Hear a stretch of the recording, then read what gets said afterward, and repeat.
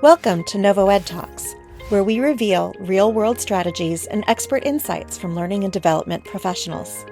In every episode, we chat with practitioners, course designers, learning strategists, and business leads. We hear about their experiences in the learning industry and predictions for the profession and the trends that they're seeing. But before we get started, a little bit about NovoEd. Founded at Stanford's Social Algorithms Lab in 2012, NovoEd is a people-centric, capability-building platform that combines social and collaborative learning to drive performance readiness at scale. Through cohort-based experiences centered around human interaction, NovoEd taps into collective wisdom, placing each learner at the center of perspective, application, and expertise. Large enterprises such as 3M, GE, Marriott International, and Nestle partner with NovoEd to accelerate their critical initiatives, reconnect teams, and achieve rapid alignment through learning that is felt, experienced, and swiftly transformed into impact. Now, let's meet our guest for today's episode. Welcome back, everyone, to another episode of the NovoEdTalks podcast, a place for training trailblazers to get real. I'm Lynn Christensen-Esker of NovoEd, and today I'm joined by Nick Bartlett, Senior Head of Learning Content at CFA Institute, a global not-for-profit professional organization that provides investment professionals with finance education. In this role, Nick leads the team responsible for the curation and development of curriculum and certificate content and the practice analysis activities which inform this. Nick previously worked as Director of Education at CFA UK. Nick, welcome to NovoEdTalks. Thanks, Lynn. I'm pleased to be talking with you today. Really glad to have you here. Let's start off with a little bit about your background and your role there at CFA Institute. Can you tell us a little bit more about that? Sure. And maybe I could just give you a slightly broader context as well of the journey to get here without taking up too much time. But I started my career working in the investment sector. Initially started working with retail investment clients. And part of that job was about understanding and then explaining investment concepts. And I found I enjoyed that work and ended up running a training department for this company. So setting up that training department and then delivering content out to our learners. After a period there, I went on to teach finance and accounting for a training provider. And that was where my interest in education and psychology really started to peak. I found myself delivering training, sometimes to people who didn't want to be in the room, thinking to myself, why are people falling asleep? How can I get better engagement? And that led me down a path of studying at UCL, University College London, in educational psychology. I ended up taking a master's in psychology of education and really trying to optimize that classroom experience. And that remains a passion for me today. Following that, I moved into an assessment role working for an awarding organization in the UK. So quite different to delivering content and trying to engage learners, because here it's an examination mindset. How do we develop the assessments so that they are effective and testing the things we want to be testing? And then from there to CFA Institute. And thank you for the introduction a moment ago. And here I'm involved in developing content across a number of our programs and certificates. Like so many others in the L&D space, you kind of came to it from a circuitous route, I think. So who are your learners and what are some of their challenges? Yeah, so our learners are people who are either working in the investment sector or wanting to work in the investment sector. About 70% of them are already employed in this sector. And I recognize, some of your listeners will be familiar with this sector, some will not. Broadly speaking, there is two main areas to this. There are people who work for asset management firms like Fidelity or BlackRock, and there are people who work for investment banks, such as, say, Goldman Sachs and Morgan Stanley. But when we do our analysis, and a couple of years ago, we did a significant amount of analysis to develop out a competency framework, we found that broadly, roles across the sectors broke down into several buckets. There are people who are doing analytical roles, such as investment analysts and data scientists. There are people who do investment decision-making roles like portfolio managers and traders. And there are people doing advisory roles, and that would be more like financial advisors, or financial planners, I think you call them more in the US. And their challenge typically is time. They don't have very much time. They're knee deep in their work. Most of our learners are between the ages of 21 and 30. We have older learners, we have some younger learners, but they've got to, they want to learn, they want to understand the sector. Sometimes it's because it's being motivated by them. Sometimes it's being motivated by their employer telling them they have to do it. But either way, we have to develop efficient, effective learning for them, which will help get them through and build their competence. So, what is your challenge with these learners, or with delivering learning? Yeah, so I think it's probably the same for many of your listeners. There's two things I'd focus on. One is what we're delivering to them really what they need? And so you've always got this key issue of relevance. How do we identify what learners need to do their jobs? And we do that through a range of activities. We have a specific function, we call it practice analysis, where we go out into the marketplace and we talk to practitioners. And you can do this in different ways, but one approach is to take a workflow approach and to actually try and understand what is someone doing day to day in their job. The challenge, of course, is finding people who will have that discussion with you. Now, if you've got listeners on listening in who are internal, they're working with their employees, and they can sit down with them. And that's wonderful. You've got that ability. Because we're externally facing, we have to persuade people to come and do that with us. And so relevance is key. There's different ways of doing that. Perhaps we'll talk a little bit more about that later. Very exciting what AI might be able to throw up in this space as well. And we're just starting to think about that. And then secondly, how do we get content that's accessible and is engaging for learners? And there are a few components to that, but we start by thinking about the backward design of a program. What are the skills and competencies we want people to come out of this with? And then you've got to line that up, of course, for us with command words. And then how are we going to create the content?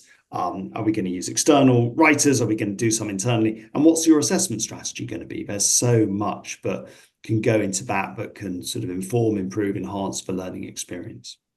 How do you assess that? How do you measure the effectiveness? Well, I mean, there's a wide range of different approaches, and a lot of interesting development taking place in this space. So if you take our traditional program, the CFA program, which is taken by about 200,000 people a year, we have a very psychometrically rigorous and structured process to that. So it involves identifying question writers, writing questions that align with command words. And then we want to ensure that the test is consistent over time in terms of its level of difficulty. So that's where psychometricians come in and support. But increasingly, we're seeing for individuals, firms, interested in how do I develop the real life skills. Now, one of the challenges of delivering, say, online proctored examinations is that you might be restricted in what competencies you can test for. So last year we launched a climate certificate. In that certificate, we took very much a backwards design approach to creating it. And so we said, well, what are the skills people will want to come out of this with? What are the things they're actually doing in their day job? And because we have more flexibility in the assessment structure, it allowed us to ask people to adjust a financial model, create a presentation, analyze a transition plan. So we just had more flexibility. So different ways to doing it, depending on the end goal and depending on the framework in which we're operating. Do you use any technologies or anything like that to help you either in determining that or in the actual delivery? Yeah, very much so. So for the high stakes proctored exams, we work with a test provider. Again, your listeners will probably maybe aware there's a few large test providers globally. I didn't mention it earlier, but our candidates are global. They truly are global. We have huge number of candidates both in APAC, the Americas, and in EMEA.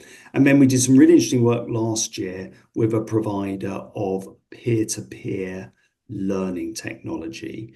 So this is interesting. And again, I highly always supportive of people, get onto Google Scholar, look at the research that's out there on peer-to-peer learning. It's really fascinating. It opened my eyes because it's not just about, people are always concerned with peer-to-peer learning. So they think, well, who's going to be assessing my work? And they're not an expert. But actually, we give people good rubrics to make that assessment.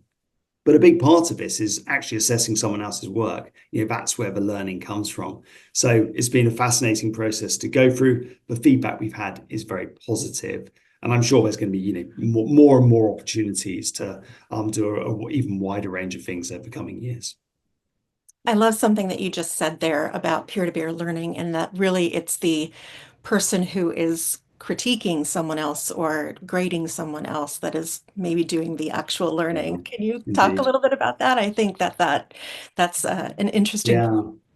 Well, I've never done it myself. So I haven't, I've marked other people's work, but I haven't done it in a formal structured environment like that, as we have for our current certificate.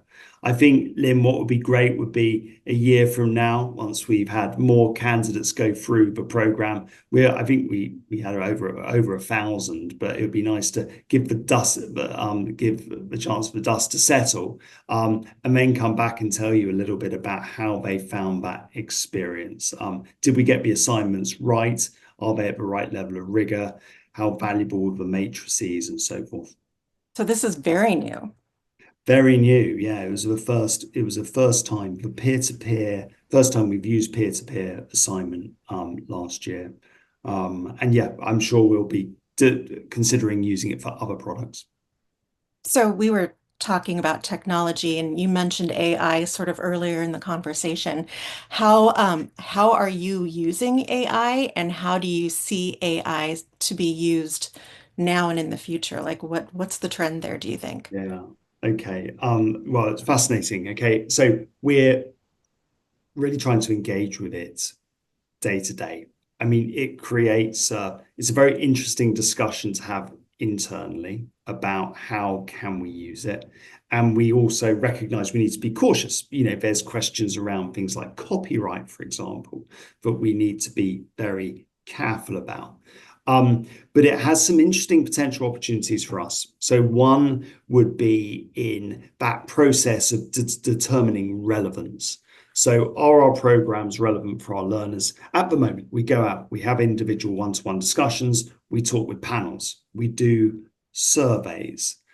But the opportunity to use AI tools to perhaps scrape research journals, obviously, that means you likely to need to have a relationship with that journal provider, but for insights, or to scrape job roles. Again, some of your learners are probably doing this, but just to look at what are the emerging competencies we've got. And sometimes we're interested in just in what the occupations are. What are the emerging occupations? So, for example, in finance, there's a lot more product roles now than there would have been 20 years ago. There's a lot more compliance roles. What are the skills needed? So we think it's particularly interesting for that. And one other area is soft skill development. So we go out, we do our research on emerging competencies. A few years ago, we ran a set of global roundtables with practitioners. And it's really interesting because if you ask practitioners what are the skills they need day to day, about 20% of the conversation is around technical skills and about 80% is around soft skills. But of course, we don't really have a robust mechanism for assessing soft skills.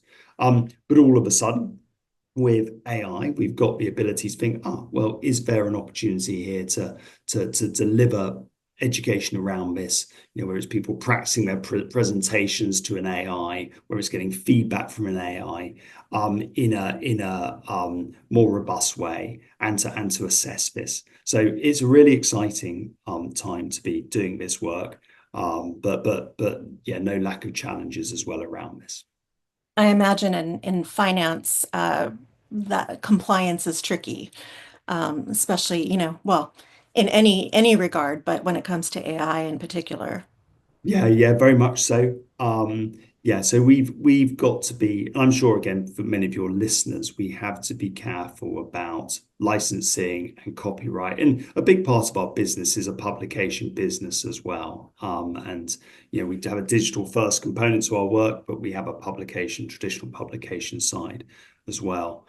And I just make one other point about AI, which is I mentioned soft skills for delivery of the training, but I think it also makes the competencies, thinking about the competencies of people in the market, soft skill competencies, even more important to be thinking about. Many of your listeners will have seen competency frameworks, will have seen different sorts of competencies. They probably have seen multiple ways to skin a competency framework. But for us, we've got 6 main soft skill competencies, and it includes things like communication, collaboration, and curiosity. And the more we are engaging, teaching, delivering online, if anything, these soft skill competencies are becoming even more important for people in a hybrid work environment. Yeah, and how do you measure? I think you touched on it earlier that it's very difficult, right, to be able to measure those soft skills. And when you're talking about 80% of um, the skills being delivered as being sort of those soft skills, Yeah, where do you really hard. how do you Yeah. see that happening, unfolding as we progress? Well, it's really hard to assess for it and create a structured assessment methodology. So we don't have multiple choice questions at the moment in CFA program relating to soft skills. I think the opportunity is probably more in the assignment delivery. So we talked earlier about peer-to-peer learning. We talked about the opportunities this climate certificate had given us to let people demonstrate real life skills. The opportunity in our course, we asked people to create a presentation. That was one of but we didn't ask people to deliver it. And all of a sudden with AI, you've got the opportunity. Well, maybe we should do next time out. Maybe we should be asking people to deliver the presentation, and then we can have a tool which will provide feedback to the candidate. Now, if your numbers are small, that's something you could have reviewers do. But if your numbers are getting into the hundreds or thousands, that becomes more challenging. So AI provides potential efficiency there. I would guess, yeah. So how do you see the future of L&D, whether it has anything to do with AI or not? What are some of the emerging trends that you might be seeing? Yeah. So I think with all of this, the technology is important, and it is an exciting time to be alive. There's so much going on with AI. There's so much going on around sustainability as well. But we always need the technology to serve a purpose. And when we're thinking about learning, we're thinking about it from a learning strategy standpoint of, okay, let's get back to basics of what do we want? What's the purpose of what we're developing? Who are we doing this for? What are the skills and competencies we want them to come out of this with? And what is the assessment strategy we're going to put around that? And how are we going to do the learning design, the instructional design, etc., as we go through that process. And the technology, of course, gives us the opportunity to deliver the content in an even more engaging and effective and efficient way. But it doesn't get away from the core tenets of, a good learning strategy and good design of your product. Absolutely. So I guess we're gonna come to a close here in just a minute, but I did want to ask you if you can give people who are just kind of coming into the L&D world, into the learning world, and what kind of advice would you give to them, having taken that sort of Um, circuitous route yourself? yeah, really. Okay. So I would say, it's a great job to be in. It's a great world to be in. To be in it, you can have a big impact on firms, you can have a big impact on individuals through your learning interventions, and you really can make a difference. I would be trying to marry up an understanding of all the technological developments which are taking place in the world, have an awareness. You're not going to be able to go deep into every single one of these, but just be aware of what is available and marry that with a good understanding of adult learning principles and educational psychology. There are 4 or 5 papers which have really informed me throughout the last 15 years. And I just mention a few if they're of interest to listeners. There's an excellent paper by a chap called Anders Ericsson on expertise. It was popularized by Malcolm Gladwell in one of his books, but the paper is on the role of deliberate practice in the acquisition of expert performance. And that talks about the learning cycle and how people become expert in something. Carol Dweck and mindsets will be familiar to some of your listeners, but people, I recommend, get onto Google Scholar, have a look at some of the work on fixed mindsets and on growth mindsets. And that all connects in with effort and ability as well. Angela Duckworth, who has written on grit, is very interesting. And there's a wonderful book by a chap whose name I'm going to mispronounce, called Sukhsant Mahali, on flow. It's actually a book about happiness, but it's also very much about motivation. And those papers, they just provide a framework for thinking about motivation, for thinking about structuring content. And I think if you can do that, marry the technology with the adult education understanding, you've got a very strong career in the making. Excellent advice. And I hope people do go and look at those papers. That's wonderful that you specified those. Thank you so much. Nick, this has been a wonderful conversation. I really enjoyed talking with you, and thank you for being on today. And thanks to everyone else for joining us in this episode. See you next time on the NovoEdTalks podcast. Great. Thanks a lot, Lynn.